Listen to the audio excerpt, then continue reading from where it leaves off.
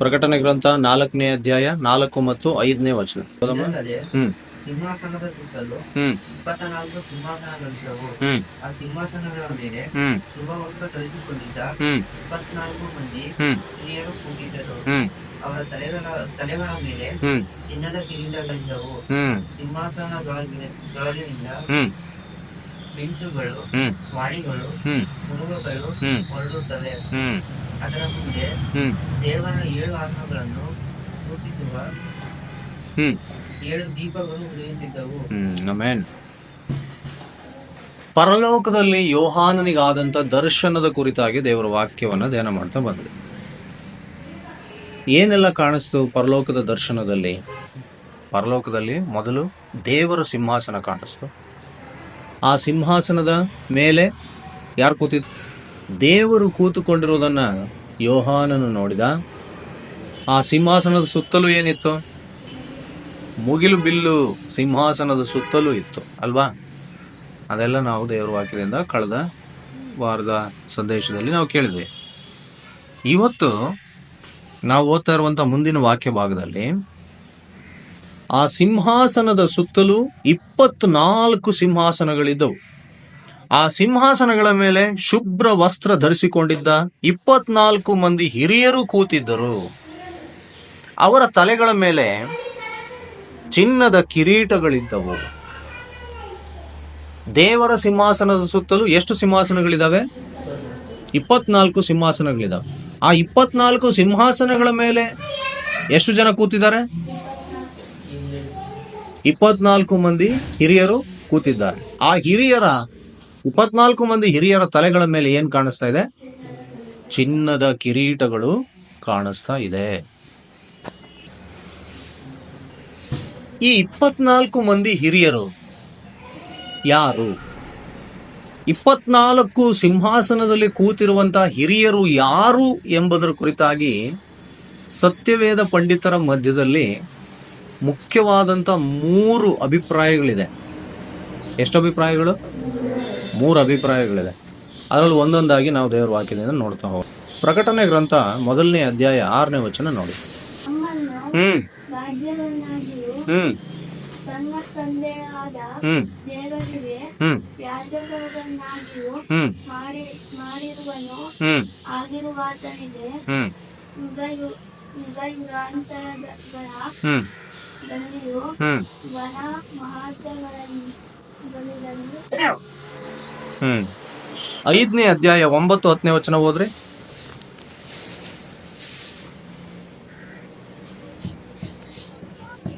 ದೇವಜನರ ಹ್ಮ್ ಪ್ರಾರ್ಥನೆಗಳಿಂದ ಹ್ಮ್ ಧೂಪದಿಂದ ತುಂಬಿದ್ದ ಹ್ಮ್ ಚಿನ್ನದ ಧೂಪಾರತಿಗಳಿದ್ದವು. ಹ್ಮ್ ಅವರು ಹೊಸ ಹಾಡನ್ನು ಹಾಡುತ್ತಾ, ಹ್ಮ್ ನೀನು ಸುರುಳಿಯನ್ನು ತೆಗೆದುಕೊಂಡು ಹ್ಮ್ ಅದರ ಮುದ್ರೆಗಳನ್ನು ಒಡೆಯುವುದಕ್ಕೆ ಯೋಗ್ಯನೇ. ಹ್ಮ್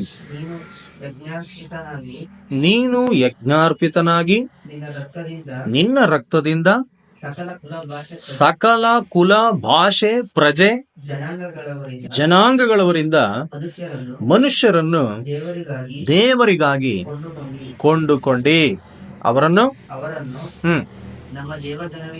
ನಮ್ಮ ದೇವರಿಗೋಸ್ಕರ ರಾಜ್ಯವನ್ನಾಗಿಯೂ ಯಾಜಕರನ್ನಾಗಿಯೂ ಮಾಡಿದಿ. ಅವರು ಭೂಮಿಯ ಮೇಲೆ ಆಳುವರು ಎಂದು ಹೇಳಿದರು. ಮೊದಲನೇ ಅಭಿಪ್ರಾಯ ಏನು ಅಂದ್ರೆ, ಯೇಸು ಸ್ವಾಮಿಯ ರಕ್ತದಿಂದ ತೊಳೆಯಲ್ಪಟ್ಟು ರಕ್ಷಣೆ ಹೊಂದಿದ ಪರಿಶುದ್ಧವಾದಂಥ ದೇವಜನರಾಗಿರಬಹುದು.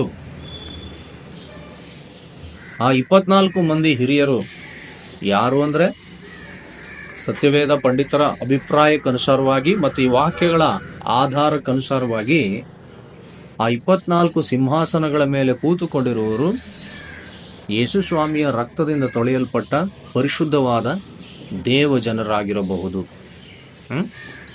ಅದನ್ನೇ ನಾವು ಈ ವಾಕ್ಯದಲ್ಲಿ ಓದಿದ್ವಿ. ಅದು ಮೊದಲನೇ ಅಭಿಪ್ರಾಯ. ಎರಡನೇ ಅಭಿಪ್ರಾಯ, ನಾನು ನೀವೆಲ್ಲರೂ ಅಂದ್ಕೊಂಡ ಹಾಗೆ ಇಸ್ರಾಯೇಲಿನ 12 ಕುಲಗಳ ಮೂಲ ಪಿತೃಗಳು. ಇಸ್ರಾಯೇಲರು ಎಷ್ಟು ಕುಲಗಳಿರೋದು? 12 ಕುಲಗಳಲ್ವಾ? ಆ 12 ಕುಲಗಳ ಮೂಲ ಪಿತೃಗಳು ಮತ್ತು ಹೊಸ ಒಡಂಬಡಿಕೆಯಲ್ಲಿ ಯೇಸು ಸ್ವಾಮಿ ಶಿಷ್ಯರಾಗಿದ್ದ 12 ಮಂದಿ ಅಪೊಸ್ತಲರು ಆಗಿರಬಹುದು. ಆ ಸಿಂಹಾಸನದಲ್ಲಿ ಕೂತಿರುವಂತ 24 ಮಂದಿ ಹಿರಿಯರು ಎಂಬುದು ಎರಡನೇ ಅಭಿಪ್ರಾಯ. ನೋಡಿ, ಇದಕ್ಕೆ ಆಧಾರವಾಗಿರುವಂತಹ ಒಂದು ವಾಕ್ಯ ಭಾಗ ಪ್ರಕಟಣೆ ಗ್ರಂಥ 21ನೇ ಅಧ್ಯಾಯ 12ರಿಂದ 14ನೇ ವಾಕ್ಯದವರೆಗಿರುವಂತ ವಾಕ್ಯ ಭಾಗವನ್ನು ನೋಡಿ. ಆ ಪಟ್ಟಣಕ್ಕೆ ಹೆಸರವಾದ ದೊಡ್ಡ ಪ್ರಾಕಾರವಿತ್ತು. ಅದಕ್ಕೆ 12 ಹೆಬ್ಬಾಗಿಲುಗಳಿದ್ದವು. ಆ ಬಾಗಿಲುಗಳ ಬಳಿಯಲ್ಲಿ 12 ಮಂದಿ ದೇವದೂತರಿದ್ದರು. ಅವುಗಳ ಮೇಲೆ ಇಸ್ರಾಯೇಲರ 12 ಕುಲಗಳ ಹೆಸರುಗಳು ಬರೆದಿದ್ದವು. ಇಲ್ಲೇನ್ ಬರ್ದಿದೆ ಅಂತ ಹೇಳ್ತದೆ? ಇಸ್ರಾಯೇಲರ 12 ಕುಲಗಳ ಹೆಸರುಗಳು ಬರೆದಿದ್ದವು. ಹೊಸ ಯೆರೂಸಲೇಮ್ ಪಟ್ಟಣಕ್ಕೆ ಒಂದು ದೊಡ್ಡ ಪ್ರಾಕಾರ ಇತ್ತು, ಅಂದ್ರೆ ಒಂದು ದೊಡ್ಡ ಕಟ್ಟಡ. ಆ ಕಟ್ಟಡದಲ್ಲಿ ಎಷ್ಟು ಹೆಬ್ಬಾಗಿಲುಗಳಿದ್ವು? 12 ಹೆಬ್ಬಾಗಿಲುಗಳಿದ್ವು. ಆ ಒಂದೊಂದು ಹೆಬ್ಬಾಗಿಲಿಗೆ ಯಾವ ಹೆಸರನ್ನು ಕೊಟ್ಟಿತ್ತು? ಇಸ್ರಾಯೇಲಿನ 12 ಕುಲಗಳ ಹೆಸರನ್ನೇ ಆ ಹೆಬ್ಬಾಗಿಲುಗಳಿಗೆ ಬರೆದಿತ್ತು, ಹೆಬ್ಬಾಗಿಲುಗಳ ಮೇಲೆ ಬರೆದಿತ್ತು. ಮುಂದಕ್ಕೆ ಹೋದ್ರಿ. ಪೂರ್ವ ದಿಕ್ಕಿನಲ್ಲಿ 3 ಬಾಗಿಲುಗಳು, ಉತ್ತರ ದಿಕ್ಕಿನಲ್ಲಿ 3 ಬಾಗಿಲುಗಳು, ದಕ್ಷಿಣ ದಿಕ್ಕಿನಲ್ಲಿ 3 ಬಾಗಿಲುಗಳು, ಪಶ್ಚಿಮ ದಿಕ್ಕಿನಲ್ಲಿ 3 ಬಾಗಿಲುಗಳಿದ್ದವು. ಪಟ್ಟಣದ ಪ್ರಾಕಾರಕ್ಕೆ 12 ಅಸ್ಥಿವಾರಗಳಿದ್ದವು. ಅವುಗಳ ಮೇಲೆ ಯಜ್ಞದ ಕುರಿಯಾದ 12 ಮಂದಿ ಅಪೊಸ್ತಲರ ಹೆಸರುಗಳಿದ್ದವು. ಅವುಗಳ ಮೇಲೆ ಯಜ್ಞದ ಕುರಿಯಾದಾತನ 12 ಮಂದಿ ಅಪೊಸ್ತಲರ ಹೆಸರುಗಳಿದ್ದವು. ಆ 12 ಜನ ಶಿಷ್ಯರಲ್ಲಿ ಒಬ್ಬನು ಯೇಸು ಸ್ವಾಮಿಗೆ ದ್ರೋಹಿಯಾದ. ಹಣ ತಕ್ಕೊಂಡು ಯೇಸು ಸ್ವಾಮಿನ ಹಿಡ್ಕೊಟ್ಟಿದ್ರಿಂದ ಅವನು ದ್ರೋಹಿಯಾದ. ಅವನು ಹೋಗಿ ಪರಲೋಕ ಸೇರಿದ ಅಂತ ನಮ್ಗೆಲ್ಲೂ ವಾಕ್ಯದಲ್ಲಿ ಆಧಾರ ಇಲ್ಲ. ಅವನೊಂದು ಭಯಂಕರವಾದಂತ ಮರಣ ಅವನು ಹೊಂದಿದ್ದಾಗಿ ದೇವರ ವಾಕ್ಯದಲ್ಲಿ ನಾವು ನೋಡ್ತೇವೆ. ಸೊ ಇಸ್ಕರಿಯೋತ ಯೂದ ಇಲ್ಲ. ಅವನ ಬದಲಿಗೆ ಏನ್ ಮಾಡಿದ್ರು ಅಪೊಸ್ತಲರು? ಉಳಿದ 11 ಮಂದಿ ಅಪೊಸ್ತಲರು ಏನ್ ಮಾಡಿದ್ರು? ನೀವು ಅಪೊಸ್ತಲರ ಕೃತ್ಯಗಳ ಪುಸ್ತಕದಲ್ಲಿ ಓದಿದ್ರೆ ಅಲ್ಲಿ 1ನೇ ಅಧ್ಯಾಯದಲ್ಲಿ ಕೊನೆ ಭಾಗದಲ್ಲಿ ಅವರೆಲ್ಲರೂ ಉಪವಾಸವಾಗಿದ್ದು ಪ್ರಾರ್ಥನೆ ಮಾಡಿ ದೇವರಾತ್ಮನ ಚಿತ್ತದಂತೆ ಮತ್ತಿಯ ಎಂಬ ಇನ್ನೊಬ್ಬ ಶಿಷ್ಯನನ್ನು, ಒಬ್ಬ ಅಪೊಸ್ತಲನನ್ನಾಗಿ ಅವನನ್ನ ಆರಿಸಿಕೊಂಡು ಮತ್ತಿಯನನ್ನ ತಮ್ಮೊಟ್ಟಿಗೆ ಸೇರಿಸಿಕೊಂಡದನ್ನು ನಾವು ಅಪೊಸ್ತಲರ ಕೃತ್ಯಗಳ ಪುಸ್ತಕದಲ್ಲಿ ನಾವು ಓದ್ತೀವಿ. ಮತ್ತೆಷ್ಟು ಜನ ಶಿಷ್ಯರಾದ್ರು? 12 ಜನ ಶಿಷ್ಯರಾದ್ರು ಅಲ್ವಾ? ಹೀಗೆ ಹಳೆ ಒಡಂಬಡಿಕೆ ಕಾಲದ 12 ಮಂದಿ ಯಾರು? ಇಸ್ರಾಯೇಲಿನ ಕುಲಗಳ ಮೂಲಪಿತೃಗಳು. ಹೊಸ ಒಡಂಬಡಿಕೆಯ ಯೇಸುಸ್ವಾಮಿಯ 12 ಮಂದಿ ಅಪೊಸ್ತಲರು, ಶಿಷ್ಯರಾಗಿರುವಂತ ಅಪೊಸ್ತಲರು. ಈ 24 ಮಂದಿ ಪರಲೋಕದ ದೇವರ ಸಿಂಹಾಸನದ ಸುತ್ತಲೂ ಹಾಕಲ್ಪಟ್ಟಿರುವ ಆ 24 ಸಿಂಹಾಸನಗಳಲ್ಲಿ ಕೂತುಕೊಂಡಿರುವ ಹಿರಿಯರು ಆಗಿರಬಹುದು ಎಂಬ ಅಭಿಪ್ರಾಯ. ಎಷ್ಟನೇದು? ಎರಡನೇ ಅಭಿಪ್ರಾಯ. ಯಾಕೆ ಅಭಿಪ್ರಾಯ? ಯಾಕೆ ನಿಖರವಾಗಿ ಯಾಕೆ ಹೇಳೋದಕ್ಕಾಗಲ್ಲ? ಅವರೇ ಆಗಿರ್ಬೋದಲ್ಲ, ಮತ್ತೇನು ಅನುಮಾನ ಅದರಲ್ಲಿ? ಹಂಗೆ ಹೇಳಕ್ಕಾಗಲ್ಲ. ಯಾಕಂದ್ರೆ ದೇವರ ವಾಕ್ಯ ನಿರ್ದಿಷ್ಟವಾಗಿ ಇಂಥದ್ದೇ ಅರ್ಥವನ್ನು ಹೊಂದಿದೆ ಅಂತ ಹೇಳಿ ಯಾರು ಹೇಳಕ್ಕಾಗಲ್ಲ. ಇಷ್ಟೇ ಇದ್ರ ಅರ್ಥ, ಇದನ್ನ ಮೀರಿ ಇನ್ನೇನು ಇಲ್ಲ ಇದರಲ್ಲಿ ಅಂತ ಯಾರು ಹೇಳಕ್ಕಾಗೋದಿಲ್ಲ. ಯಾಕಂದ್ರೆ ದೇವರ ವಾಕ್ಯಕ್ಕೆ ಇರುವಂತ ಶಕ್ತಿ ಅದೇ. ಪವಿತ್ರಾತ್ಮನು ಆ ವಾಕ್ಯದಲ್ಲಿರುವಂತಹ ಕೆಲವು ಸಂಗತಿಗಳನ್ನು ನನಗೆ ಪ್ರಕಟಪಡಿಸ್ತಾನೆ. ಅದೇ ವಾಕ್ಯದಲ್ಲಿರುವಂತ ಇನ್ನುಳಿದ ವಿಷಯಗಳನ್ನ ನಿಮ್ಮಲ್ಲಿ ಯಾರಿಗೋ ಒಬ್ಬರಿಗೆ ದೇವರಾತ್ಮನು ಪ್ರಕಟಪಡಿಸ್ತಾನೆ. ಸೊ ದೇವರ ವಾಕ್ಯ ಇದಿಷ್ಟೇ ಇದರ ಅರ್ಥ, ಇದಕ್ಕಿಂತ ಹೆಚ್ಚಿಗೆ ಇನ್ನೇನು ಇಲ್ಲ ಅಂತ ಯಾರು ಕೂಡ ಖಡಾಖಂಡಿತವಾಗಿ ದೇವರ ವಾಕ್ಯವನ್ನ ವಿವರಿಸಿ ಹೇಳೋದಕ್ಕೆ ಸಾಧ್ಯ ಆಗೋದಿಲ್ಲ. ಯಾಕಂದ್ರೆ ದೇವರ ವಾಕ್ಯ ಅದು ದೈವ ಜ್ಞಾನ, ಮಾನುಷಿಕವಾದಂತ ಜ್ಞಾನ ಅಲ್ಲ. ಮನುಷ್ಯನ ಜ್ಞಾನಕ್ಕೆ ಒಂದು ಮಿತಿ ಇದೆ. ಆ ಮಿತಿಯನ್ನ ದಾಟಿ ಇನ್ನೇನನ್ನು ನಾವು ಹೇಳಲಿಕ್ಕೆ ಆಗೋದಿಲ್ಲ. ಆದ್ರೆ ದೇವರ ಜ್ಞಾನ ಬಹಳ ಅಪಾರವಾದದ್ದು. ಮನುಷ್ಯನ ಜ್ಞಾನಕ್ಕಿಂತ 100 ಪಟ್ಟು ಹೆಚ್ಚಾದ ಜ್ಞಾನ ದೇವರ ಜ್ಞಾನ. ದೇವರ ವಾಕ್ಯಗಳಲ್ಲಿ ಅಡಗಿರುವಂತಹ ರಹಸ್ಯವನ್ನ ಯಾರು ಕೂಡ ನಿರ್ದಿಷ್ಟವಾಗಿ ಹೇಳಲಿಕ್ಕೆ ಸಾಧ್ಯ ಆಗೋದಿಲ್ಲ. ಪವಿತ್ರಾತ್ಮನು ಆಯಾ ಕಾಲಗಳಲ್ಲಿ, ಆಯಾ ಸಮಯಗಳಲ್ಲಿ, ಆಯಾ ವ್ಯಕ್ತಿಗಳ ಮೂಲಕ ಏನನ್ನ ವಾಕ್ಯದ ಮೂಲಕ ಪ್ರಕಟಪಡಿಸ್ತಾನೋ ಆಯಾ ವಿಷಯಗಳನ್ನ ನಾವು ತಿಳ್ಕೊಳ್ಳಬಹುದು, ಗ್ರಹಿಸಬಹುದು. ಅಷ್ಟೇ ಹೊರತು ದೇವರ ವಾಕ್ಯವನ್ನ ಇದಿಷ್ಟೇ ಎಂಬುದಾಗಿ ಯಾರು ಕೂಡ ವ್ಯಾಖ್ಯಾನಿಸಲಿಕ್ಕೆ ಸಾಧ್ಯವಿಲ್ಲ. ಅದಕ್ಕೆ ಇಡೀ ಪ್ರಪಂಚದಲ್ಲಿ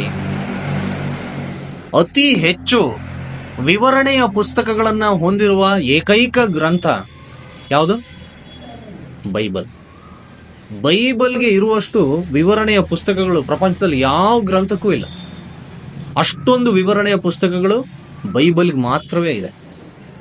ಯಾಕೆ ಅಂದ್ರೆ ಒಬ್ಬೊಬ್ಬ ಭಕ್ತರನ್ನ, ಒಬ್ಬೊಬ್ಬ ಸತ್ಯವೇದ ವ್ಯಾಖ್ಯಾನಕಾರರನ್ನ ದೇವರಾತ್ಮನ ಉಪಯೋಗಪಡಿಸಿ ಅವರವರಿಗೆ ತಿಳಿಸಿರತಕ್ಕಂಥ ವಿಷಯಗಳು ಬೇರೆ ಬೇರೆ. ಹಾಗಂತ ಮತ್ತೆ ಯಾರ್ದು ಸರಿ, ನಾವು ಯಾರ ವ್ಯಾಖ್ಯಾನ ಒಪ್ಕೊಳ್ಳೋಣ ನಾವು? ಹಂಗಾದ್ರೆ ಯಾರ್ದು ತಪ್ಪು ಅಂತ ಹೇಳಕ್ಕಾಗೋದಿಲ್ಲ. ವಾಕ್ಯಾನುಸಾರವಾದಂತ ವಿವರಣೆಯನ್ನ ಯಾರೆಲ್ಲ ಕೊಟ್ಟಿದಾರೋ ಅವರೆಲ್ಲರದ್ದು ಸರಿ. ವಾಕ್ಯಾನುಸಾರ ಅಲ್ಲದೆ ಇರುವಂತ ವಿವರಣೆಯನ್ನು ಕೂಡ ಕೆಲವರು ಕೊಟ್ಟಿರ್ತಾರೆ, ಅದು ಸರಿ ಅಂತ ನಾವು ಒಪ್ಕೊಳ್ಳೋದಕ್ಕಾಗಲ್ಲ. ಹೀಗೆ ದೇವರ ವಾಕ್ಯಕ್ಕೆ ಹಲವಾರು ಅಭಿಪ್ರಾಯಗಳಿದಾವೆ. ನಾವೆಲ್ಲರೂ ಮಾಮೂಲಿಯಾಗಿ ಬೈಬಲ್ ಓದೋರು, ನಾವ್ಯಾರು ವ್ಯಾಖ್ಯಾನಕಾರರಲ್ಲ, ನಾವ್ಯಾರು ಸತ್ಯವೇದದ ವಿದ್ವಾಂಸರು ನಾವಲ್ಲ. ಆದ್ರೆ ಸತ್ಯವೇದಕ್ಕೂ ಕೂಡ ವಿದ್ವಾಂಸರ ತಂಡಗಳಿದಾವೆ. ಒಂದೊಂದು ವಾಕ್ಯಕ್ಕೂ ಕೂಡ ಏನ್ ಅರ್ಥ ಕೊಡಬಹುದು ಎಂಬುದಾಗಿ ಎಲ್ಲರಿಂದಲೂ ಒಪ್ಪಿಗೆ ಪಡೆಯುವಂತ ವಿವರಣೆಯನ್ನ ಕೊಡಬಲ್ಲ ಶಾಸ್ತ್ರಜ್ಞರ ಗುಂಪುಗಳಿದೆ. ಯಾವುದಕ್ಕೆ? ಬೈಬಲ್ಗೆ. ಆ ಶಾಸ್ತ್ರಜ್ಞರ ಗುಂಪುಗಳ ಮಧ್ಯದಲ್ಲಿ ಹಲವಾರು ಅಭಿಪ್ರಾಯಗಳು ವ್ಯಕ್ತವಾಗ್ತವೆ. ಒಬ್ರು ಯಾರೋ ಹೇಳ್ತಾರೆ, ಇವರು ಯೇಸು ಸ್ವಾಮಿಯ ರಕ್ತದಿಂದ ತೊಳೆಯಲ್ಪಟ್ಟ ವಿಶ್ವಾಸಿಗಳಾಗಿರಬಹುದು, ಶ್ರೇಷ್ಠವಾದಂಥ ವಿಶ್ವಾಸಿಗಳಾಗಿರಬಹುದು ಈ 24 ಮಂದಿ ಹಿರಿಯರು ಎಂಬುದಾಗಿ ಒಬ್ಬರು ತಮ್ಮ ಅಭಿಪ್ರಾಯ ವ್ಯಕ್ತಪಡಿಸ್ತಾರೆ. ಇನ್ನೊಬ್ರು ಹೇಳ್ತಾರೆ, ಇದು ಹೀಗೂ ಇರಬಹುದು. ಹೇಗೆ? ಇಸ್ರಾಯೇಲಿನ 12 ಕುಲಗಳ ಕುಲಾಧಿಪತಿಗಳಾಗಿರಬಹುದು, ಅಥವಾ ಮೂಲಪಿತೃಗಳಾಗಿರಬಹುದು, ಮತ್ತು ಯೇಸು ಕ್ರಿಸ್ತನ 12 ಮಂದಿ ಅಪೊಸ್ತಲರು ಸಹ ಆಗಿರಬಹುದು. ಯಾವ ವಾಕ್ಯದ ಆಧಾರ? ನೋಡಿ, ಇಲ್ಲಿ ಪ್ರಕಟಣೆ ಗ್ರಂಥದಲ್ಲಿ ಈ ವಾಕ್ಯ ಹಿಂಗೆ ಹೇಳ್ತಾ ಇದೆಯಲ್ಲ. ನೋಡಿ, ಇನ್ನೊಂದು ಬಹಳ ಒಳ್ಳೆ ವಾಕ್ಯ ಇದೆ. ಮತ್ತಾಯನ ಸುವಾರ್ತೆ 19ನೇ ಅಧ್ಯಾಯ ತೆಗಿರಿ, 28ನೇ ವಚನ ನೋಡಿ. ನಮಗೆ ಏನು ದೊರಕುವುದು ಎಂದು ಹೇಳಲು ಯೇಸು ಅವರಿಗೆ, ನಿಮಗೆ ಸತ್ಯವಾಗಿ ಹೇಳುತ್ತೇನೆ, ಹೊಸ ಸೃಷ್ಟಿಯಲ್ಲಿ ಮನುಷ್ಯ ಕುಮಾರನು ತನ್ನ ಮಹಿಮೆಯ ಸಿಂಹಾಸನದ ಮೇಲೆ ಕೂತುಕೊಳ್ಳುವವಾಗ ನನ್ನನ್ನು ಹಿಂಬಾಲಿಸುವ ನೀವು ಸಹ 12 ಸಿಂಹಾಸನಗಳ ಮೇಲೆ ಕೂತುಕೊಂಡು ಇಸ್ರಾಯೇಲಿನ 12 ಕುಲಗಳಿಗೆ ನ್ಯಾಯ ತೀರಿಸುವಿರಿ. ಆಮೆನ್. 12 ಜನ ಯೇಸು ಸ್ವಾಮಿ ಶಿಷ್ಯರು ಅವರ ಎಲ್ಲವನ್ನ ಬಿಟ್ಟು ಯೇಸು ಸ್ವಾಮಿಯನ್ನು ಹಿಂಬಾಲಿಸ್ತಾ ಇರುವಾಗ ಅವರವರಲ್ಲಿ ಒಂದು ಚರ್ಚೆ ಹುಟ್ಟಿದು. ಏನ ಚರ್ಚೆ? ನಾವು ಎಲ್ಲಾನು ಬಿಟ್ಟು ಯೇಸು ಸ್ವಾಮಿನ ಹಿಂಬಾಲಿಸ್ತಾ ಇದೀವಲ್ಲ, ನಮ್ಗೇನ್ ಸಿಗುತ್ತೆ? ಅದಕ್ಕೆ ಆ ಪ್ರಶ್ನೆಗೆ ಉತ್ತರ ಅವ್ರ ಮಧ್ಯದಲ್ಲಿ ಇರಲಿಲ್ಲ. ಅವ್ರು ಯೇಸು ಸ್ವಾಮಿಗೆ ಕೇಳಬೇಕಾಗಿ. ಪೇತ್ರ ಅವರೆಲ್ಲರ ನಾಯಕನಾಗಿ ಯೇಸು ಸ್ವಾಮಿಯನ್ನು ಕೇಳ್ದ. ಏನಂತ ಕೇಳ್ದ? ಸ್ವಾಮಿ, ನಾವು ಎಲ್ಲಾನು ಬಿಟ್ಟು ನಿನ್ನನ್ನು ಹಿಂಬಾಲಿಸ್ತಾ ಇದೀವಲ್ಲ, ನಮ್ಗೇನ್ ದೊರೆಯುತ್ತೆ ಅಂತ ಕೇಳ್ದ. ಸಹಜವಾಗಿ ನಾವೆಲ್ಲರೂ ಅದನ್ನೆಲ್ಲ ಕೇಳೋದು. ಯೇಸು ಸ್ವಾಮಿನ ನಂಬಿ ಯೇಸು ಸ್ವಾಮಿ ಹತ್ರಕ್ಕೆ ಬನ್ನಿ, ಆಶೀರ್ವಾದ ಹೊಂದ್ರಿ, ನಿತ್ಯ ಜೀವ ಹೊಂದ್ರಿ ಅಂತ ನಾವು ಹೇಳುವಾಗ ಅನೇಕರು ಏನ್ ಹೇಳ್ತಾರೆ? ಯೇಸು ಸ್ವಾಮಿನ ನಂಬಿದ್ರೆ ನಮ್ಗೆ ಏನ್ ಸಿಗುತ್ತೆ ಅಲ್ವಾ? ಸಹಜವಾಗಿ ನಮ್ಮೆಲ್ಲರ ಮನಸ್ಸಲ್ಲೂ ಒಂದೊಂದ್ಸಲ ಆ ಪ್ರಶ್ನೆ ಬಂದೇ ಇದೆ. ನಾನು ಇಷ್ಟೊಂದು ಯೇಸು ಸ್ವಾಮಿಗೆ ಏನೆಲ್ಲ ಮಾಡ್ತಾ ಇದ್ದೀನಲ್ಲ ಯೇಸು ಸ್ವಾಮಿಗೋಸ್ಕರ, ಮತ್ತು ನನಗೆ ಏನು ಸಿಗುತ್ತೆ? ಸಹಜವಾಗಿ ಬರುತ್ತೆ ಅಲ್ವಾ? ಹಾಗೆ ಶಿಷ್ಯರಿಗೂ ಬಂತು. ಅವರು ನಮ್ಮ ಹಾಗೆ ಮನುಷ್ಯರಾಗಿದ್ದರಿಂದ ಅವ್ರ ಮನಸ್ಸಲ್ಲೂ ಕೂಡ ಪ್ರಶ್ನೆ ಬಂತು, ಏನ್ ಸಿಗುತ್ತೆ ನಮ್ಗೆ ಯೇಸು ಸ್ವಾಮಿನ ಹಿಂಬಾಲಿಸೋದ್ರಿಂದ? ಅದಕ್ಕೆ ಯೇಸು ಸ್ವಾಮಿ ತಾನೇ ಉತ್ತರ ಕೊಟ್ರು. ಏನಂತ ಉತ್ತರ ಕೊಟ್ರು ಗೊತ್ತಾ? ನಿಮಗೆ ಸತ್ಯವಾಗಿ ಹೇಳುತ್ತೇನೆ, ಹೊಸ ಸೃಷ್ಟಿಯಲ್ಲಿ ಮನುಷ್ಯ ಕುಮಾರನು ತನ್ನ ಮಹಿಮೆಯ ಸಿಂಹಾಸನದ ಮೇಲೆ ಕೂತುಕೊಳ್ಳುವಾಗ ನನ್ನನ್ನು ಹಿಂಬಾಲಿಸಿರುವ ನೀವು ಸಹ 12 ಸಿಂಹಾಸನಗಳ ಮೇಲೆ ಕೂತುಕೊಂಡು ಇಸ್ರಾಯೇಲಿನ 12 ಕುಲಗಳಿಗೆ ನ್ಯಾಯ ತೀರಿಸುವಿರಿ. 12 ಸಿಂಹಾಸನಗಳನ್ನ ಯೇಸು ಸ್ವಾಮಿ ತನ್ನ ಶಿಷ್ಯರಿಗೋಸ್ಕರ, ಅಪೊಸ್ತಲರಿಗೋಸ್ಕರ ಮೀಸಲಿಟ್ಟಿದ್ದಾರೆ. ಹಲ್ಲೆಲೂಯಾ. ಇದು ನಿಜವಾಗಿ ಒಪ್ಪಿಕೊಳ್ಳಬಹುದಾದಂಥ ಒಂದು ಅಭಿಪ್ರಾಯ ಅಲ್ವಾ? ಇಸ್ರಾಯೇಲಿನ 12 ಕುಲಗಳ ಕುಲಾಧಿಪತಿಗಳು ಮತ್ತು ಹೊಸ ಒಡಂಬಡಿಕೆಯ ಯೇಸು ಕ್ರಿಸ್ತನ 12 ಮಂದಿ ಶಿಷ್ಯರಾಗಿರುವ ಅಪೊಸ್ತಲರು ಆ 24 ಮಂದಿ ಹಿರಿಯರಾಗಿರಬಹುದು ಎಂಬುದಾಗಿ ನಾವು ಒಪ್ಪಿಕೊಳ್ಳಬಹುದು ಅಲ್ವಾ? ಇನ್ನೊಂದು ಅಭಿಪ್ರಾಯ ಇದೆ. ಏನು ಆ ಅಭಿಪ್ರಾಯ ಅಂದ್ರೆ, ಇವರೆಲ್ಲರೂ ಸ್ವರ್ಗದಲ್ಲಿ ಆಗಾಗ ಸಭೆ ಕೂಡುವಂತ ದೇವದೂತರ ಸಮೂಹ ಆಗಿರಬಹುದು ಎಂಬುದಾಗಿ ಒಂದು ಅಭಿಪ್ರಾಯ ಇದೆ. ನೋಡೋಣ, ಅದನ್ನು ನೋಡೋಣ. ಯೋಬನ ಪುಸ್ತಕ 1ನೇ ಅಧ್ಯಾಯ 6ನೇ ವಚನ ನೋಡಿ. ಒಂದ್ ದಿವಸ ಪರಲೋಕದಲ್ಲಿ ದೇವದೂತರೆಲ್ಲರೂ ದೇವರ ಸಮ್ಮುಖದಲ್ಲಿ ಸಭೆ ಕೂಡುವಂತ ಒಂದು ದಿನ ಬಂತು. ಆಗ ಯಾರು ಬಂದ್ರು? ಅಲ್ಲಿ ದೇವದೂತರ ಮಧ್ಯದಲ್ಲಿ ಯಾರು ಬಂದ್ರು? ಸೈತಾನನು ಕೂಡ ಅಲ್ಲಿಗೆ ಬಂದ. ಅವನಿಗೆ ಏನು ಟೈಟಲ್ ಕೊಟ್ಟಿದ್ದಾರೆ ಗೊತ್ತಾ? ದೇವ್ರ ವಾಕ್ಯದಲ್ಲಿ ಏನಂತ ಕೊಟ್ಟಿದ್ದಾರೆ? ಆಪಾದಕ ದೂತ ಅಂತ ಹೆಸರು ಕೊಟ್ಟಿದ್ದಾರೆ ಅವನಿಗೆ. ಸೈತಾನನು ಕೂಡ ದೇವದೂತರ ಮಧ್ಯದಲ್ಲಿ ಬಂದು ಕಾಣಿಸ್ಕೊಂಡ. ದೇವರಿಗೆ ಕ್ಲಿಯರ್ ಆಗಿ ಗೊತ್ತಾಯ್ತು ಯಾರು ಬಂದಿದ್ದಾರೆ. ಸೈತಾನ ಬಂದಿದ್ದಾನೆ ಇಲ್ಲಿ ದೇವದೂತರ ಮಧ್ಯದಲ್ಲಿ. ಸೈತಾನನನ್ನ ಕೆಲವು ಪ್ರಶ್ನೆಗಳನ್ನು ಕೇಳಿದ್ರು. ಎಲ್ಲಿದ್ದೆ, ಎಲ್ಲಿಂದ ಬಂದೆ, ಏನೇನ್ ಮಾಡ್ದೆ, ದೇವರೆಲ್ಲ. ಸೈತಾನನ ಮತ್ತು ದೇವರ ಮಧ್ಯದಲ್ಲಿ ನಡೆದಂತ ಒಂದು ದೀರ್ಘವಾದ ಸಂಭಾಷಣೆಯನ್ನ ನಾವು ಆ ವಾಕ್ಯ ಭಾಗದಲ್ಲಿ, ಮುಂದುವರೆದ ಭಾಗದಲ್ಲಿ ನಾವು ನೋಡ್ತೀವಿ. ಅಲ್ಲಿ ಈ ವಾಕ್ಯದ ಆಧಾರದಿಂದ ಕೆಲವು ಸತ್ಯವೇದ ಪಂಡಿತರು ಏನ್ ಅಭಿಪ್ರಾಯ ಪಡ್ತಾರೆ? ಆ 24 ಮಂದಿ ಹಿರಿಯರು ಒಂದು ವೇಳೆ ದೇವದೂತರ ಸಮೂಹದಲ್ಲಿ ಮುಖ್ಯಸ್ಥರಾಗಿರಬಹುದು ಎಂಬ ಅಭಿಪ್ರಾಯವನ್ನು ವ್ಯಕ್ತಪಡಿಸ್ತಾರೆ. ಆದ್ರೆ ಪ್ರಕಟಣೆಯ ಗ್ರಂಥದಲ್ಲೇ ನಮ್ಗೆ ಆಧಾರವಾಗಿರುವಂತ ಆ 21ನೇ ಅಧ್ಯಾಯದ ವಾಕ್ಯ ಭಾಗವನ್ನು, ಹೊಸ ಯೆರೂಸಲೇಮಿನ ಕುರಿತಾದ ವಾಕ್ಯ ಭಾಗವನ್ನು ನೋಡುವಾಗ ಆ ಪಟ್ಟಣಕ್ಕಿದ್ದಂತ 12 ಹೆಬ್ಬಾಗಿಲುಗಳಿಗೆ ಇಸ್ರಾಯೇಲಿನ 12 ಕುಲಗಳ ಹೆಸರಿದೆ. ಮತ್ತೆ ಆ ಕಟ್ಟಡದ ಅಸ್ಥಿವಾರಕ್ಕೆ 12 ಅಸ್ಥಿವಾರಗಳಿಗೆ ಯಾರ ಹೆಸರಿದೆ? ಯೇಸು ಕ್ರಿಸ್ತನ ಅಪೊಸ್ತಲರ ಹೆಸರುಗಳಲ್ಲಿ ಬರೆಯಲ್ಪಟ್ಟಿದೆ. ಈ ವಾಕ್ಯದ ಆಧಾರದಿಂದ ನಾವೇನ್ ಅಂದ್ಕೊಳ್ಬಹುದು?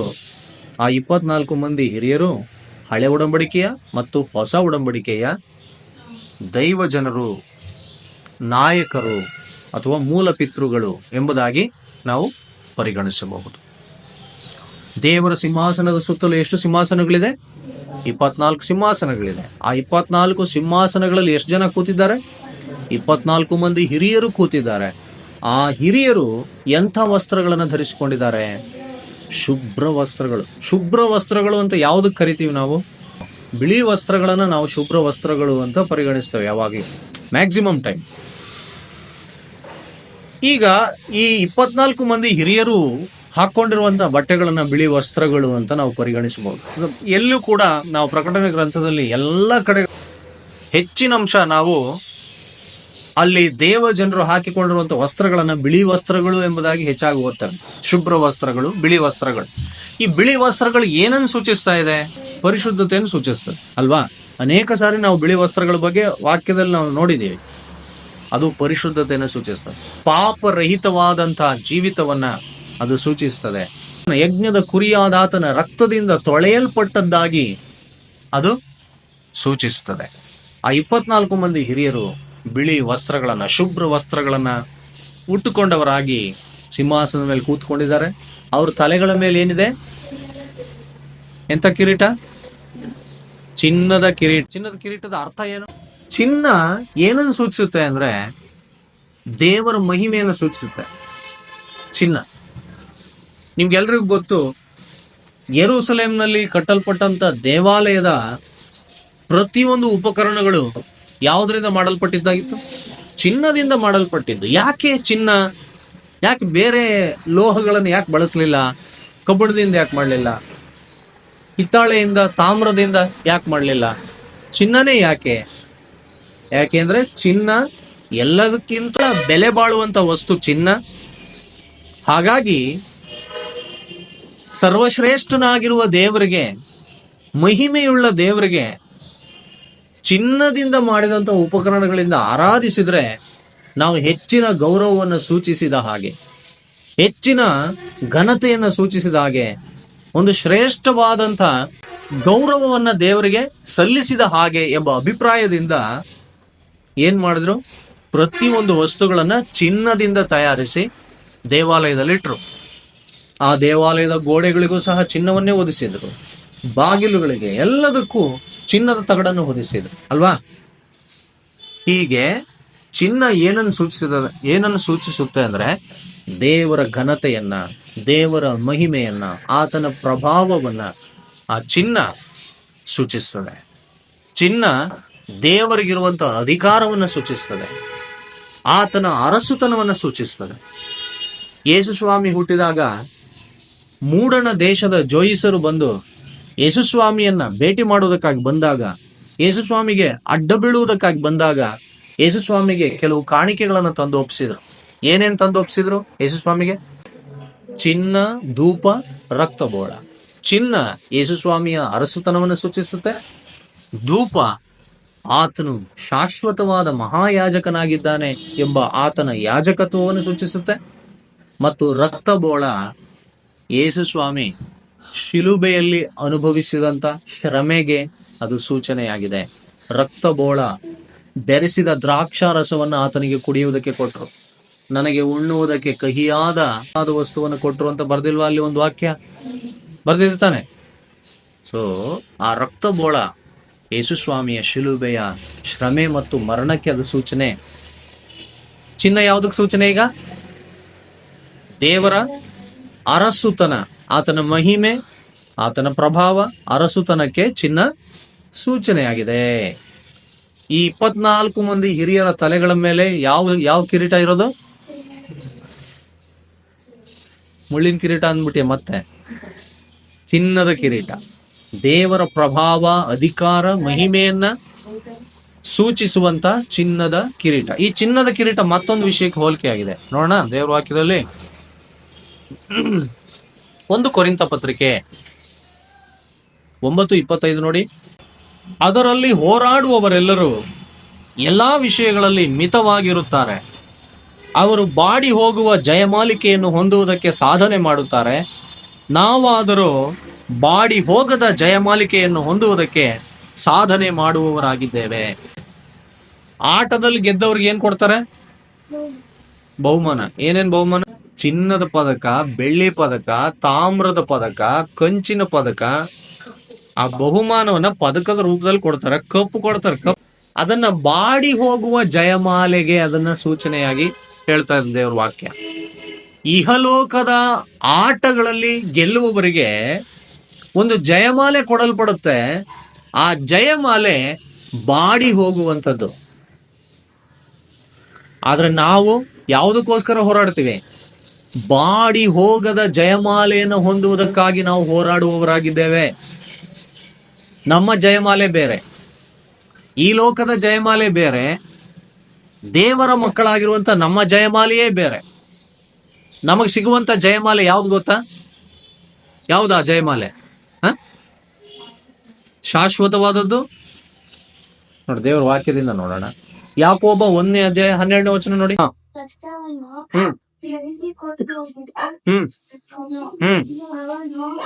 ಪರಿಶೋಧಿಸಲಾದ ಮೇಲೆ ಜಯಮಾಲೆಯನ್ನು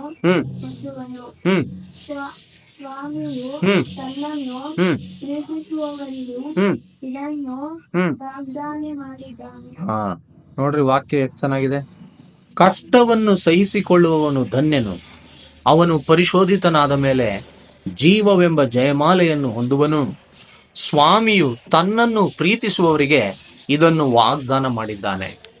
ಈ ಲೋಕದಲ್ಲಿ ಗೆಲ್ಲುವುದಕ್ಕಾಗಿ ಪ್ರಯಾಸ ಪಡುವಂತ ಎಲ್ಲರೂ ಯಾವ ಜಯಮಾಲೆಗೋಸ್ಕರ ಹೋರಾಡ್ತಾ ಇದ್ದಾರೆ? ಬಾಡಿ ಹೋಗುವ ಜಯಮಾಲೆಗೋಸ್ಕರ ಹೋರಾಡ್ತಾ ಇದ್ದಾರೆ ಈ ಲೋಕದಲ್ಲಿ. ನಾವಾದ್ರೂ ಎಂತ ಜಯಮಾಲೆಗೋಸ್ಕರ? ಬಾಡಿ ಹೋಗದಿರುವ ಜೀವವೆಂಬ ಜಯಮಾಲೆಯನ್ನು ಹೊಂದುವುದಕ್ಕೋಸ್ಕರ ನಾವುಗಳು ಹೋರಾಡುವವರಾಗಿದ್ದಾರೆ. ಈ ಲೋಕದಲ್ಲಿ ನೀನ್ ಚಿನ್ನದ ಪದಕ ತಗೊಂಡ್ರು, ಬೆಳ್ಳಿ ಪದಕ ತಗೊಂಡ್ರು, ಕಂಚಿನದು ತಗೊಂಡ್ರು, ತಾಮ್ರದನ್ನ ತಗೊಂಡ್ರು, ಎಷ್ಟು ದೊಡ್ಡ ಬಹುಮಾನ ತಗೊಂಡ್ರು ಕೂಡ ಒಂದು ದಿವಸ ಅದನ್ನ ಈ ಲೋಕದಲ್ಲೇ ಬಿಟ್ಟು ಹೋಗ್ಬೇಕಾಗತ್ತೆ. ಪರಲೋಕಕ್ಕೆ ಅದನ್ನ ತಗೊಂಡು ಹೋಗಕ್ಕಾಗಲ್ಲ. ಆದ್ರೆ ದೇವರು ಕೊಡುವಂತ ಬಾಡಿ ಹೋಗದ ಜಯಮಾಲೆಯನ್ನು ನೀನು ಪಡೆಯುವುದಾದ್ರೆ, ಆ ಜಯಮಾಲೆಯನ್ನು ನೀನು ಸಂಪಾದಿಸುವುದಾದ್ರೆ, ಅದು ಎಂದಿಗೂ ಬಾಡಿ ಹೋಗುವುದಿಲ್ಲ. ಅದು ಈ ಲೋಕಕ್ಕೆ ಸಂಬಂಧಪಟ್ಟದ್ದಲ್ಲ. ಅದು ನಾಶವಾಗಿ ಹೋಗೋದಿಲ್ಲ. ನೀನು ಪರಲೋಕಕ್ಕೆ ಹೋಗುವಾಗ ಆ ಜಯಮಾಲೆ ನಿನ್ನನ್ನು ನಿತ್ಯ ಜೀವಕ್ಕೆ ಸೇರಿಸುತ್ತೆ. ಅದು ನಿನ್ನೊಂದಿಗೆ ಶಾಶ್ವತವಾಗಿ ಇರುತ್ತೆ. ಹಲ್ಲೆಲೂಯ. ಆ 24 ಮಂದಿ ಹಿರಿಯರ ತಲೆಗಳ ಮೇಲೆ ಇರುವಂತ ಆ ಚಿನ್ನದ ಕಿರೀಟ ಅವರ ಜಯವನ್ನ ಸೂಚಿಸ್ತಾ ಇದೆ. ಆ ಹೋರಾಟದಲ್ಲಿ, ಈ ಲೋಕದಲ್ಲಿ ಅವರು ಅನುಭವಿಸಿದಂತ ಎಲ್ಲ ಕಷ್ಟ ಸಂಕಟಗಳ ಮಧ್ಯದಲ್ಲಿ, ಹಿಂಸೆಯ ಮಧ್ಯದಲ್ಲಿ ಕರ್ತನಿಗೋಸ್ಕರವಾಗಿ ಅವರು ಕಾಪಾಡಿಕೊಂಡಂತ ಸಾಕ್ಷಿಯ ಜೀವಿತ, ಪರಿಶುದ್ಧತೆ, ಅವರು ಹೊಂದಿರುವಂತ ನಿತ್ಯ ಜೀವ, ಜಯಮಾಲೆಯನ್ನ ಆ ಕಿರೀಟಗಳು ಸೂಚಿಸ್ತಾ ಇದೆ. ಹಲ್ಲೆಲೂಯ. ಆ 24 ಮಂದಿ ಹಿರಿಯರು ಜಯಮಾಲೆಯನ್ನು ಹೊಂದಿರುವಂತಹ ಹಿರಿಯರಾಗಿದ್ದಾರೆ. ನಿತ್ಯ ಜೀವಕ್ಕೆ ಸೂಚನೆಯಾಗಿರುವ, ತಮಗೆ ಕೊಡಲ್ಪಟ್ಟಿರುವಂತ ಅಧಿಕಾರಕ್ಕೆ ಸೂಚನೆಯಾಗಿರುವ ಚಿನ್ನದ ಕಿರೀಟಗಳನ್ನ ತಲೆಗಳ ಮೇಲೆ ಇಟ್ಟುಕೊಂಡು ಸಿಂಹಾಸನದಲ್ಲಿ ಆಸೀನರಾಗಿದ್ದಾರೆ. ಹಲ್ಲೆಲೂಯ. ನೋಡಿ, ಇನ್ನೊಂದು ವಾಕ್ಯ ನಾವು ನೋಡ್ಕೊಳ್ಳೋಣ. ಪ್ರಕಟಣೆ ಗ್ರಂಥ 3ನೇ ಅಧ್ಯಾಯ 21ನೇ ವಚನ. ನಾನು ಜಯ ಹೊಂದಿ ನನ್ನ ತಂದೆಯೊಡನೆ ಸಿಂಹಾಸನದಲ್ಲಿ ಕೂತುಕೊಂಡ ಹಾಗೆ ಜಯ ಹೊಂದುವವನನ್ನು ಏನ್ ಮಾಡ್ತೀನಿ ನಾನು? ನನ್ನೊಡನೆ ಸಿಂಹಾಸನದಲ್ಲಿ ಕೂತುಕೊಳ್ಳುವಂತೆ ಮಾಡ್ತೇನೆ ಅಂತ ಯೇಸು ಸ್ವಾಮಿ ಹೇಳಿದ. ಯಾರನ್ನ ಸಿಂಹಾಸನದಲ್ಲಿ ಕೂತ್ಕೊಳ್ಳಂಗ್ ಮಾಡ್ತಾರೆ? ಜಯ ಹೊಂದುವವನನ್ನ ಸಿಂಹಾಸನದಲ್ಲಿ ಕೂತುಕೊಳ್ಳುವಂತೆ ಮಾಡ್ತಾರೆ. ಯಾರನ್ನ ಸಿಂಹಾಸನದ ಮೇಲೆ ಕೂತ್ಕೊಳ್ಳುವಂತೆ ಮಾಡ್ತಾರೆ? ಯಾರನ್ನ?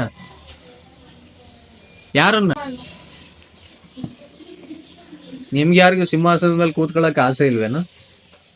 ಯೇಸು ಸ್ವಾಮಿ ಜೊತೆಯಲ್ಲಿ ಆ ಆಸೆ ನಿಮ್ಗಿಲ್ದೆ ಹೋದ್ರೆ ನಿಜವಾಗಿಯೂ ಬೇಸರದ ಸಂಗತಿ ಇದು. ಬಹಳ ಬೇಸರದ ಸಂಗತಿ. ಮತ್ತೆ ಯಾತಕ್ಕೋಸ್ಕರ ಯೇಸು ಸ್ವಾಮಿನ ನಂಬ್ತಾ ಇದ್ದೀರಿ? ಮತ್ತೆ ಯಾತಕ್ಕೋಸ್ಕರ ಯೇಸು ಸ್ವಾಮಿನ ಹಿಂಬಾಲಿಸ್ತಾ ಇದ್ದೀರಿ? ಮತ್ತೆ ಯಾತಕ್ಕೋಸ್ಕರ ಕಷ್ಟ ಸಂಕಟಗಳನ್ನು ಸಹಿಸ್ತಾ ಇದ್ದೀರಿ? ನೀವು ಯಾತಕ್ಕೋಸ್ಕರ ಎಲ್ಲ ಅವಮಾನವನ್ನು ಸಹಿಸ್ಕೊಳ್ತಾ ಇದ್ದೀರಿ? ಯಾತಕ್ಕೆ ಕೊರತೆಯನ್ನು ಸಹಿಸಿಕೊಳ್ತಾ ಇದ್ದೀರಿ? ಯಾಕೆ ಹಿಂಸೆಯನ್ನು ಸಹಿಸ್ಕೊಳ್ತೀರಿ? ಯಾಕೆ ದುಃಖವನ್ನು ಸಹಿಸ್ಕೊಳ್ತೀರಿ? ಯೇಸು ಸ್ವಾಮಿಯ ಹೆಸರು ನಿಮಿತ್ತವಾದ ಅವಮಾನವನ್ನ, ನಿಂದೆಯನ್ನು ಯಾಕೆ ಸಹಿಸ್ಕೊಳ್ತಾ ಇದ್ದೀರಿ? ಯಾತಕ್ಕೆ? ಜಯ ಹೊಂದಿ ಕರ್ತನ ಸಂಗಡ ಸಿಂಹಾಸನದಲ್ಲಿ ಕೂತುಕೊಳ್ಳೋದಕ್ಕೆ. ಇದೇ ಕ್ರಿಸ್ತಿಯ ಜೀವಿತದ ಉದ್ದೇಶ. ಏನಂತ ತಿಳ್ಕೊಂಡಿದ್ದೀರ? ಈ ಲೋಕದವರೆಲ್ಲರೂ ಹೋರಾಡ್ತಾ ಇರೋದು ಬಾಡಿ ಹೋಗುವಂತದ್ದನ್ನು ಸಂಪಾದಿಸುವುದಕ್ಕೆ. ಆದ್ರೆ ನೀವು ಹೋರಾಡ್ತಾ ಇರುವುದು, ನೀವು ಕಷ್ಟವನ್ನು ಸಹಿಸಿಕೊಳ್ತಾ ಇರುವುದು, ಏನೇ ಬಂದರೂ ಹಿಂತಿರುಗಿ ಹೋಗದೆ ಯೇಸು ಸ್ವಾಮಿಯ ಹೆಜ್ಜೆ ಜಾಡಿನಲ್ಲಿ ನೀವು ಓಡ್ತಾ ಇರೋದು ಯಾತಕ್ಕೆ? ಬಾಡಿ ಹೋಗದ ಜೀವವೆಂಬ ಜಯಮಾಲೆಯನ್ನು ಹೊಂದುವುದಕ್ಕೂ. ಯೇಸು ಸ್ವಾಮಿ ಹೇಗೆ ಜಯ ಹೊಂದಿ ತಂದೆಯ ಸಂಗಡ ಸಿಂಹಾಸನದಲ್ಲಿ ಕೂತ್ಕೊಂಡಿದ್ದಾರೋ ಹಾಗೆ ನೀವು ಕೂಡ ಜಯ ಹೊಂದಿ ಒಂದು ದಿವಸ ಯೇಸು ಕ್ರಿಸ್ತನೊಂದಿಗೆ ಸಿಂಹಾಸನದಲ್ಲಿ ಕೂತುಕೊಳ್ಳುವುದಕ್ಕೋಸ್ಕರವಾಗಿ ನಾವೆಲ್ಲ ಏನ್ ಮಾಡ್ತಾ ಇದೀವಿ? ಹೋರಾಡ್ತಾ ಇದ್ದೀವಿ. ನಾವು ಏನು ಕೆಲ್ಸಕ್ಕೆ ಬರ್ದೇ ಇರೋರಲ್ಲ ರೀ. ನಾವು ಯೇಸು ಕ್ರಿಸ್ತನ ಯೋಧರು, ನಾವು ಸೈನಿಕರು. ನಮ್ಮ ಪ್ರತಿ ದಿನದ ಜೀವನ ಅದೊಂದು ರಣರಂಗದ ಹೋರಾಟ. ಯಾರ ಜೊತೆಲಿ ಹೋರಾಟ? ಸೈತಾನನಿಗೆ ವಿರುದ್ಧವಾದ ಹೋರಾಟ, ಸೈತಾನನ ಸೈನ್ಯಕ್ಕೆ ವಿರುದ್ಧವಾದ ಹೋರಾಟ, ಆಕಾಶ ಮಂಡಲದ ದುರಾತ್ಮಗಳ ಸೈನ್ಯಕ್ಕೆ ವಿರುದ್ಧವಾದ ಹೋರಾಟ, ಅಂಧಕಾರದ ದೊರೆತನಕ್ಕೆ ವಿರುದ್ಧವಾದ ಹೋರಾಟ. ಅದು ನಮ್ಮ ಜೀವಿತದಲ್ಲಿರುವಂತ ನಿಜವಾದ ಹೋರಾಟ. ಈ ಲೋಕದಲ್ಲಿರುವಂತ ಯಾವೊಬ್ಬ ವ್ಯಕ್ತಿಯು ನಮ್ಮ ವೈರಿ ಅಲ್ಲವೇ ಅಲ್ಲ. ಒಂದು ವೇಳೆ ಅವ್ರು ಅಂದ್ಕೊಳ್ಳಿ ನಮ್ಮ ಬಗ್ಗೆ, ಇವನ್ ನನ್ನ ವೈರಿ ಅಂತ ಅಂದ್ಕೊಳ್ಳಿ, ಪರವಾಗಿಲ್ಲ.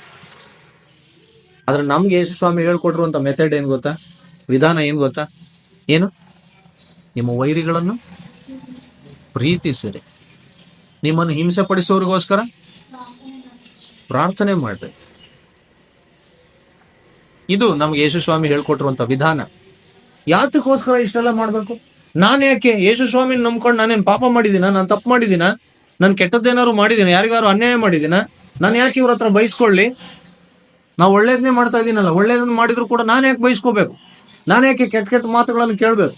ನಾನು ಯಾಕೆ ಅವಮಾನವನ್ನ ಅನುಭವಿಸ್ಬೇಕು? ನಾನು ಯಾಕೆ ನನಗೆ ಇಷ್ಟೊಂದು ಕಷ್ಟ ಇವರಿಂದ? ನಾನು ಏನನ್ನು ಸಹಿಸ್ಕೊಳ್ಳೋದಿಲ್ಲ. ನನ್ನ ಮನಸ್ಸಿಗೆ ಬಂದಿದ್ದನ್ನು ಮಾಡ್ತೀನಿ. ನಾನು ಎದುರುತ್ತರ ಕೊಡ್ತೀನಿ, ನಾನು ತಿರುಗೇಟು ಕೊಡ್ತೀನಿ. ನಾನು ಅವ್ರು ನನಗೆ ಕೆಟ್ಟದ್ದನ್ನು ಮಾಡಿ ನಾನು ಕೆಟ್ಟದ್ದೇ ಮಾಡ್ತೀನಿ. ಯಾಕೆ? ನಾವು ಒಳ್ಳೇದು ಮಾಡ್ತಾ ಇದ್ರು ಕೂಡ ಇವ್ರು ಯಾಕೆ ನನ್ನನ್ನ ಹೀಗೆ ಮಾಡ್ತಾರೆ ಅಂತೀರೋ? ದೇವ್ರ ವಾಕ್ಯ ಏನ್ ಹೇಳ್ತದೆ ಗೊತ್ತಾ? ನೀವೇ ಮುಯಿ ತೀರಿಸುವುದನ್ನ ನನಗೆ ಬಿಡ್ರಿ, ನಾನೇ ಪ್ರತಿಫಲವನ್ನು ಕೊಡ್ತೇನೆ ಅಂತ ಕರ್ತನ ವಾಕ್ಯ ಹೇಳ್ತದೆ. ಹಲ್ಲೆಲೂಯ. ಏನ್ ಹೇಳುತ್ತ ವಾಕ್ಯ? ನೀವೇನ್ ಮಾಡ್ರಿ? ಕೆಟ್ಟದ್ದಕ್ಕೆ ಸೋತು ಹೋಗದೆ ಒಳ್ಳೆತನದಿಂದ ಕೆಟ್ಟತನವನ್ನು ಸೋಲಿಸ್ರಿ. ಹಾಗಂತ ದೇವ್ರ ವಾಕ್ಯ ಹೇಳ್ತಾ ಇದೆ. ನನಗೂ ನಿಮಗೂ ದೇವ್ರ ವಾಕ್ಯ ಹಾಗೆ ಹೇಳುತ್ತೆ. ನಾವು ಒಬ್ರಿಗೊಬ್ರು ಮುಯಿ ತೀರಿಸೋದಕ್ಕೆ ನಾವಿಲ್ಲ, ಒಬ್ರ ಮೇಲೆ ಒಬ್ರು ಪ್ರತಿಕಾರ ತೀರಿಸ್ಕೊಳ್ಳೋದಕ್ಕೆ ನಾವಿಲ್ಲ.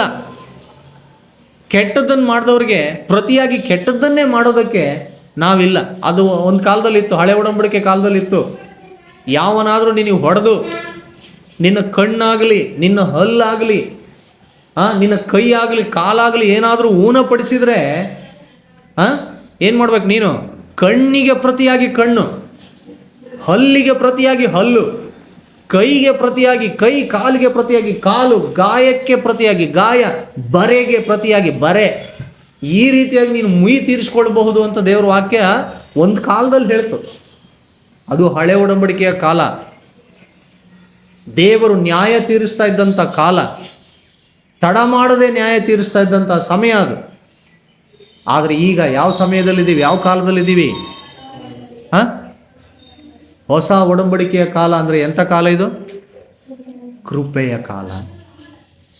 ಇಲ್ಲಿ ಮುಯಿ ತೀರಿಸ್ಕೊಳ್ಳೋದಕ್ಕೆ ಅವಕಾಶ ಇಲ್ಲ, ಪ್ರತಿಕಾರ ತೀರಿಸ್ಕೊಳ್ಳೋದಕ್ಕೆ ಅವಕಾಶ ಇಲ್ಲ, ಕೆಟ್ಟದ್ದನ್ನು ಮಾಡಿದವನಿಗೆ ತಿರುಗಿ ಕೆಟ್ಟದ್ದನ್ನು ಮಾಡೋದಕ್ಕೆ ಅವಕಾಶ ಇಲ್ಲ. ಯಾಕೆಂದರೆ ಇದು ಕೃಪೆಯ ಕಾಲ, ಇದು ಕ್ಷಮಿಸುವಂಥ ಸಮಯ. ನೀನು ನಿನ್ನ ಸಹೋದರನ ತಪ್ಪನ್ನು ಕ್ಷಮಿಸಿದರೆ ಪರಲೋಕದಲ್ಲಿರುವ ನಿನ್ನ ತಂದೆ ಕೂಡ ಏನು ಮಾಡ್ತಾನೆ? ನಿನ್ನ ತಪ್ಪುಗಳನ್ನು ಕೂಡ ಕ್ಷಮಿಸ್ತಾನೆ. ನೀನು ಕ್ಷಮಿಸದೆ ಹೋದರೆ ಪರಲೋಕದಲ್ಲಿರೋ ನಿನ್ನ ತಂದೆ ಕೂಡ ನಿನ್ನ ತಪ್ಪುಗಳನ್ನು ಕ್ಷಮಿಸುವುದೇ ಇಲ್ಲ. ಯೇಸು ಸ್ವಾಮಿ ತನ್ನ ಶಿಷ್ಯರಿಗೆ ಹೇಳಿಕೊಟ್ಟಂತಹ ಪ್ರಾರ್ಥನೆಯಲ್ಲಿ ಇದು ಕೂಡ ಒಂದು ಪ್ರಾಮುಖ್ಯವಾದಂಥ ವಿಷಯ. ಏನು ಆ ಪ್ರಾರ್ಥನೆ? ನಾವು ಮತ್ತೊಬ್ಬರ ತಪ್ಪುಗಳನ್ನು ಕ್ಷಮಿಸಿದಂತೆ ನಮ್ಮ ತಪ್ಪುಗಳನ್ನು ಕ್ಷಮಿಸು. ನಿನಗೆ ಕ್ಷಮಾಪಣೆ ಬೇಕಾ? ಮೊದಲು ನೀನೇನು ಮಾಡಬೇಕು? ಮತ್ತೊಬ್ಬರ ತಪ್ಪುಗಳನ್ನು ನೀನು ಮೊದಲು ಕ್ಷಮಿಸಬೇಕು. ಆವಾಗ ಮಾತ್ರ ನೀನು ಯೇಸು ಸ್ವಾಮಿ ಮುಂದೆ ಕೂತ್ಕೊಂಡು, ಸ್ವಾಮಿ ನನ್ನನ್ನು ಕೂಡ ಕ್ಷಮಿಸಪ್ಪ, ನಾನು ನನ್ನ ಸಹೋದರನನ್ನು ಕ್ಷಮಿಸಿದ ಹಾಗೆ, ನನ್ನ ಸಹೋದರಿಯನ್ನು ನಾನು ಕ್ಷಮಿಸಿದ ಹಾಗೆ ನನ್ನ ತಪ್ಪುಗಳನ್ನು ಕ್ಷಮಿಸು ಎಂಬುದಾಗಿ ಕೇಳುವಂಥ ಯೋಗ್ಯತೆ ಆಗ ನಮಗೆ ದೊರೆಯುತ್ತದೆ. ಹಲ್ಲೆಲೂಯ. ಕಷ್ಟವನ್ನು ಸಹಿಸಿಕೊಳ್ಳುವ ಪ್ರತಿಯೊಬ್ಬನು ಧನ್ಯನು, ಅವನು ಪರಿಶೋಧಿತನಾದ ಮೇಲೆ ಏನನ್ನು ಹೊಂದುತ್ತಾನೆ? ಜೀವವೆಂಬ ಜಯಮಾಲೆಯನ್ನು ಹೊಂದುತ್ತಾನೆ. ದೇವರ ಸಿಂಹಾಸನದ ಸುತ್ತಲೂ ಇರುವಂತ 24 ಸಿಂಹಾಸನಗಳಲ್ಲದೆ ಜಯ ಹೊಂದುವ ಪ್ರತಿಯೊಬ್ಬನಿಗೆ ಪರಲೋಕದಲ್ಲಿ ಒಂದು ಸಿಂಹಾಸನ ಇದೆ. ಆ ಸಿಂಹಾಸನದಲ್ಲಿ ಕೂತುಕೊಳ್ಳೋದಕ್ಕೋಸ್ಕರ ನಾನು ನೀವು ಓಡುವವರಾಗಿರಬೇಕು. ಬರೀ ಇಹಲೋಕದ ಬಹುಮಾನವನ್ನು ಹೊಂದುವುದಕ್ಕೋಸ್ಕರ ಮಾತ್ರ ಅಲ್ಲ, ಇಹಲೋಕದ ಮೆಚ್ಚುಗೆಯನ್ನು ಪಡೆಯುವುದಕ್ಕೋಸ್ಕರ ಮಾತ್ರ ಅಲ್ಲ, ಕರ್ತನ ಸಂಗಡ ಸಿಂಹಾಸನದಲ್ಲಿ ಕೂತುಕೊಳ್ಳುವ ಆ ಶ್ರೇಷ್ಠ ಸೌಭಾಗ್ಯವನ್ನ, ಆ ಬಾಡಿ ಹೋಗದ ಶಾಶ್ವತವಾದ ಜೀವವೆಂಬ ಜಯಮಾಲೆಯನ್ನು ಹೊಂದುವ ಓಟವನ್ನ ನಾನು ನೀವು ಓಡುವವರಾಗಿರೋಣ. ಅದಕ್ಕೋಸ್ಕರ ಪ್ರಯಾಸ ಪಡೋಣ. ಹಂಗಿಲ್ದೆ ಹೋದ್ರೆ ಎಲ್ಲಾರು ಯಾವ ದಾರಿಲಿ ಹೋಗ್ತಾರೋ ನಾನು ಅದೇ ದಾರಿಲಿ ಹೋಗ್ತೀನಿ, ಅದೇ ಸುಲಭ ಅಲ್ವಾ? ಮತ್ತೇನಕ್ಕೆ ಬೇಕಿದೆಲ್ಲ ಅಲ್ವಾ? ನನ್ಗೆ ಯೇಸು ಸ್ವಾಮಿನ ಎಷ್ಟು ಹಿಂಬಾಲಿಸಿದ್ರು ನನ್ಗೆ ಯಾವ ಪ್ರಯೋಜನನೂ ಇಲ್ಲ ಅಂದ್ರೆ ಎಲ್ಲರೂ ಹೋಗೋ ದಾರಿಲಿ ನಾನು ಹೋಗ್ತೀನಿ. ನನಗೆ ಯಾಕೆ ಬೇಕು ಪ್ರತ್ಯೇಕವಾದಂಥ ದಾರಿ? ನನಗೆ ಯಾಕೆ ಬೇಕು? ನನಗೆ ಯಾಕೆ ಬೇಕು ಇಷ್ಟೊಂದು ಪರಿಶುದ್ಧತೆ? ಯಾಕೆ ಬೇಕು ಇಷ್ಟೊಂದು ಶ್ರಮೆ? ನನಗೆ ಯಾಕೆ ಬೇಕು? ಯಾಕೆ ಹಿಂಸೆ? ಯಾಕೆ ಅವಮಾನದ ಮಾತುಗಳು? ಯಾಕೆ ನನ್ನ ಜನ ನೋಡಿ ಗೇಲಿ ಮಾಡಂಗೆ ಈ ಆಳ್ಸಂಗೆ ನಾನು ಯಾಕೆ ಇರಬೇಕು ಅಲ್ವಾ? ಹೌದೋ ಇಲ್ವೋ? ಯೇಸು ಸ್ವಾಮಿಯನ್ನು ಹಿಂಬಾಲಿಸಿದಂಥ ಶಿಷ್ಯರು ಕೂಡ ಕೇಳಿದ್ರು, ಸ್ವಾಮಿ ನಾವೆಲ್ಲಾ ಬಿಟ್ಟು ನಿನ್ನನ್ನು ಹಿಂಬಾಲಿಸಿದೀವಿ, ನಮ್ಗೆ ಏನ್ ಸಿಗ್ತದೆ? ಹೇಳಿಲ್ವ ಸ್ವಾಮಿ? ನಿಮಗೆ ನಿಜ ನಿಜವಾಗಿ ಹೇಳುತ್ತೇನೆ, ಹೊಸ ಸೃಷ್ಟಿಯಲ್ಲಿ ನನ್ನೊಂದಿಗೆ ನೀವು ಕೂಡ 12 ಸಿಂಹಾಸನಗಳ ಮೇಲೆ ಕೂತುಕೊಂಡು ಇಸ್ರಾಯೇಲಿನ 12 ಕುಲಗಳಿಗೆ ಏನ್ ಮಾಡ್ತೀರಾ? ನ್ಯಾಯ ತೀರಿಸ್ತೀರಿ ಅಂತ ಯೇಸು ಸ್ವಾಮಿ ಹೇಳಿ. ಅದೇನೋ 12 ಸಿಂಹಾಸನಗಳು ಶಿಷ್ಯರಿಗೆ ರಿಸರ್ವ್ ಆಗೋಯ್ತು. ಇನ್ನು ನಿಮ್ಮ ಪರಿಸ್ಥಿತಿ ಏನೋ? ಜಯ ಹೊಂದುವವನನ್ನ ನನ್ನೊಂದಿಗೆ ಸಿಂಹಾಸನದಲ್ಲಿ ಕೂತುಕೊಳ್ಳುವಂತೆ ನಾನು ಮಾಡ್ತೀನಿ. ಆ 12 ಜನರಿಗೆ ಮಾತ್ರ ಸಿಂಹಾಸನ ಸಿಗ್ತದೆ, ನನಗೇನ್ ಸಿಗ್ತದೆ ಬಿಡು ಅಂತ ನೀವೇನ್ ನಿರಾಶೆ ಆಗೋ ಅವಶ್ಯಕತೆ ಇಲ್ಲ. ನೀನು ಜಯ ಹೊಂದುತ್ತೀಯಾ, ನಿನಗೊಂದು ಸಿಂಹಾಸನ ಖಂಡಿತವಾಗಿ ಪರಲೋಕದಲ್ಲಿ ಕಾದಿದೆ. ನೀನು ಕಷ್ಟವನ್ನು ಸಹಿಸಿಕೊಳ್ತೀಯಾ, ನಿನಗೋಸ್ಕರವಾಗಿ ಸಿಂಹಾಸನ ಖಂಡಿತವಾಗಿ ಪರಲೋಕದಲ್ಲಿ ಕಾದಿದೆ. ನೀನು ಹಿಂಸೆಯನ್ನ ಸಹಿಸಿಕೊಳ್ತೀಯಾ, ನಿನಗೋಸ್ಕರವಾಗಿ ಕ್ರಿಸ್ತನ ಜೊತೆಯಲ್ಲಿ ನಿನಗೊಂದು ಸಿಂಹಾಸನ ಖಂಡಿತವಾಗಿ ಕಾದಿದೆ. ನೀನು ಎಲ್ಲ ನಿಂದೆ ಅವಮಾನಗಳನ್ನು ಸಹಿಸಿಕೊಳ್ತೀಯಾ, ಪರಲೋಕದಲ್ಲಿ ನಿನಗೋಸ್ಕರ ಒಂದು ಸಿಂಹಾಸನ ಖಂಡಿತವಾಗಿ ಕಾಯ್ತಾ ಇದೆ. ನಿನ್ನ ಪರಿಶುದ್ಧತೆಯನ್ನ, ಸಾಕ್ಷಿಯ ಜೀವಿತವನ್ನ, ವಾಕ್ಯಾನುಸಾರವಾದಂತ ನಡವಳಿಕೆಯನ್ನು ನೀನು ಕಾಪಾಡಿಕೊಳ್ತೀಯಾ, ನಿನಗೋಸ್ಕರವಾಗಿ ಖಂಡಿತವಾಗಿ ಒಂದು ಸಿಂಹಾಸನ ಇದೆ. ಯಾಕಂದ್ರೆ ಯೇಸು ಸ್ವಾಮಿ ವಾಗ್ದಾನ ಮಾಡಿದ್ದಾನೆ, ಏನಂತ? ಜಯ ಹೊಂದುವವನನ್ನು ನನ್ನೊಡನೆ ಸಿಂಹಾಸನದಲ್ಲಿ ಕೂತುಕೊಳ್ಳುವಂತೆ ಮಾಡುವೆನು. ಯೇಸು ಸ್ವಾಮಿಯ ವಾಗ್ದಾನ ಯಾವತ್ತೂ ಸುಳ್ಳಾಗೋದಿಲ್ಲ. ನಾವೆಲ್ಲರೂ ಆ ಸಿಂಹಾಸನಕ್ಕೋಸ್ಕರ, ಆ ಗೌರವಕ್ಕೋಸ್ಕರ, ಆ ಬಾಡಿ ಹೋಗದ ಜಯಮಾಲೆಗೋಸ್ಕರ, ಶಾಶ್ವತ ಸೌಭಾಗ್ಯಕ್ಕೋಸ್ಕರ ನಾನು ನೀವು ಎಲ್ಲರೂ ಓಡ್ತಾ ಇದ್ದೀವಿ. ಅದನ್ನ ಗುರಿಯಾಗಿಸ್ಕೊಂಡು ನಾವು ಓಡೋಣ. ಇದು ಸಿಂಹಾಸನಗಳ ವಿಚಾರ ಆಯ್ತು.